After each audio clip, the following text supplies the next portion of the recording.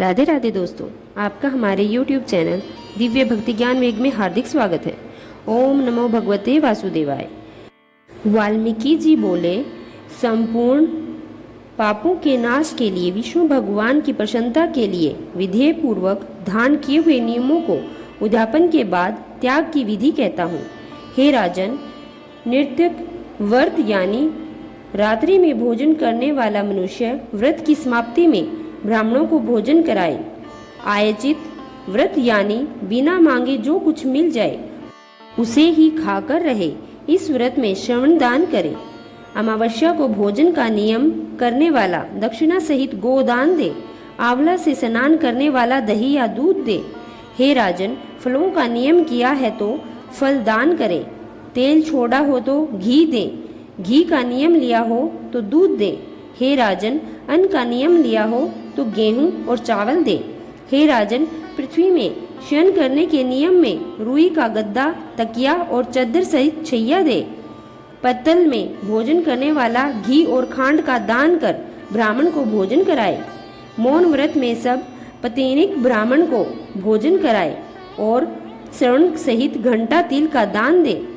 हे राजन, नख और बाल न बनवाने के नियम में दर्पण दे। जूता पहनना छोड़ा हो तो जूते का दान दे। नमक का त्याग करने पर अनेक प्रकार के रस दान दे। दीप दान किया हो तो पात्र सहित दीप दान करे। भक्ति से अधिक मास में जो मनुष्य इस प्रकार करता है वह सदा बैकुंठ वास करता है।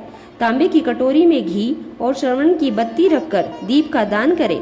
व्रत की संपूर्णता के लिए चाहे सोने का एक पल का ही दान करे। एकांतर उपवास में वस्त्र ओढ़कर श्रवण के टुकड़ा सहित सोने के या मिट्टी के 8 घड़ा दान में दे। मास के अंत में छाता जूतों सहित 30 लड्डुओं का दान करे और बोझा ढोने लायक बैल दे। इन सबके अभाव में या असमर्थ होने पर हे राजन, सब व्रतों का सिद्धिदाता ब्राह्मण का आशीर्वाद होता है।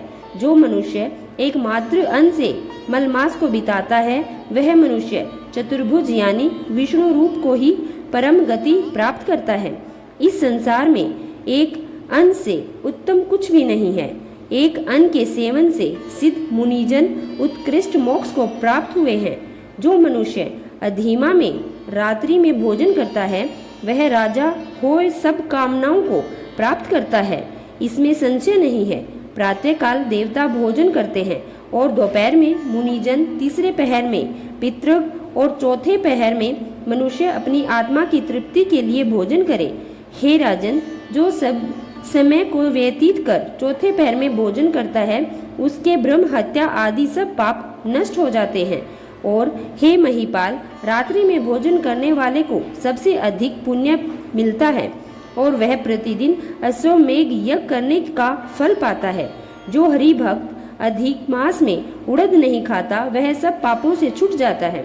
जो पापी ब्राह्मण होकर भी कोहलू में तिल पेता है, हे राजन, वह जितना तिल पेता है उतने तिल की संख्या के बराबर गोरोवक नरक में रहकर अंत में चंडाल की योनि पाता है तथा कोढ़ी होता है।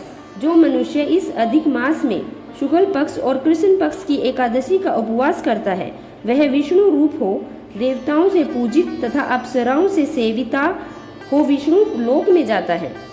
एकादशी व्रत करने वाला दसवीं तथा द्वादशी को एक बार भोजन करे।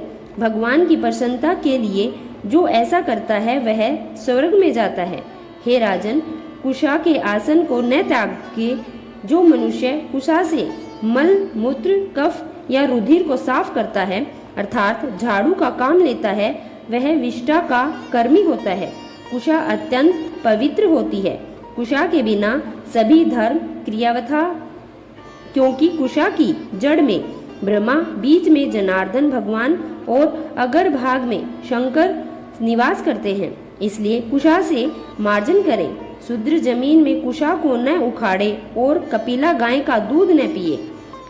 हे भूपते, न ढाक की पत्तल में भोजन करे और न ओंकार मंत्र का उच्चारण करे। न यज्ञ का बचा हुआ अन्न खाएं और न भी कभी कुशा के आसन पर बैठे।